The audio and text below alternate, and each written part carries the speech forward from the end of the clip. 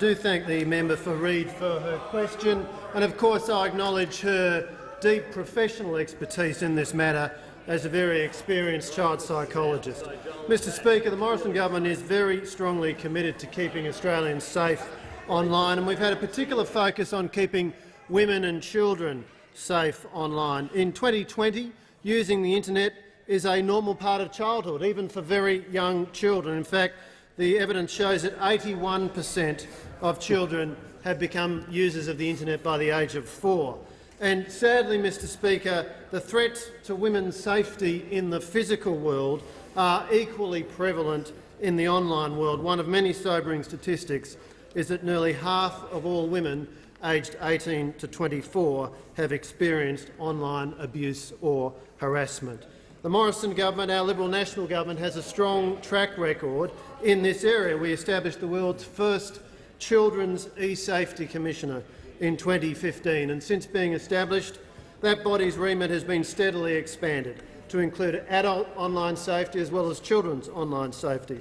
It now administers a specific regime to deal with the unauthorised sharing of intimate images, backed by measures to have those images taken down. And it administers a regime to deal with abhorrent, violent material online, Mr Speaker.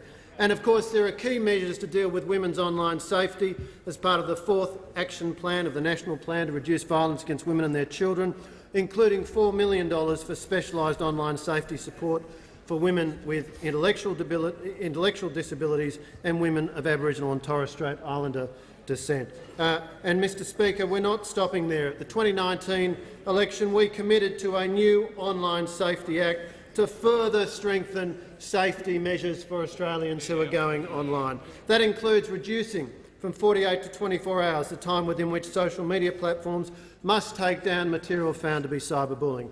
It includes extending the protection of the E-Safety Commissioner to all online places where children interact, including gaming platforms. And it includes establishing a new adult cyber abuse scheme. Of course, it has a higher threshold than the scheme for children, recognising that adults are more resilient and recognising free speech issues appropriately, but it will give new protections to adults and particularly to women who sadly are disproportionately targeted by online abuse, and it will give them the capacity to seek to have this material taken off the internet. Mr Speaker, the internet is an extraordinary social and economic resource, a powerful force for good. But for it to stay a force for good, we need to make sure the internet is safe, and that is what the Morrison government is very focused on.